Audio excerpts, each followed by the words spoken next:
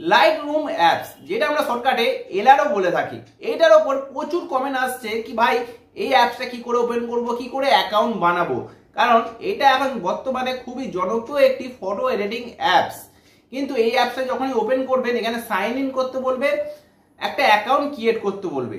Light room অ্যাপসে account খোলা খুবই সহজ, 1 মিনিটের কাজ যদি সঠিক পদ্ধতিতে করা যায়। আর ওই সঠিক পদ্ধতিই আপনাদের আজকে শেখাবো। কিন্তু তার আগে আপনাদের একটা ছোট্ট রিকোয়েস্ট, বাঙালি হিসাবে বাঙালিকে সাপোর্ট করা শিখুন।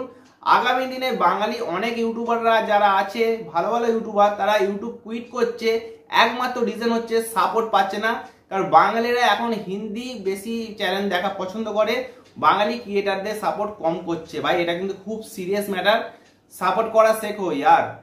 এলআর অ্যাপস প্রথম যখন ওপেন করবেন আপনার সামনে ঠিক এরকম 3টে পেজ আসবে। এই পেজগুলি কোনো কাজের নয়, ফালতু, এইগুলোকে স্কিপ করে দেবেন। স্কিপ করার পর কানেক্ট উইথ গুগল অ্যাকাউন্টের সঙ্গে আপনার এলআর অ্যাপসটি কানেক্ট করতে হবে।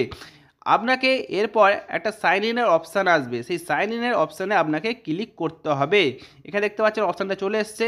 এরপর আপনার ডেট অফ বার্থ বসাতে হবে, মান্থ আর ইয়ারে। তারপর ক্রিয়েট অ্যাকাউন্টে আপনাকে ক্লিক করতে হবে। ব্যাস, আপনার এলআর অ্যাকাউন্ট তৈরি। কতক্ষণ লাগলো? 1 মিনিটও লাগলো না। বললাম না, একদম সহজ। যদি জানা থাকে তো খুবই সহজ লাগে, না জানা থাকলে এটা শক্ত লাগে।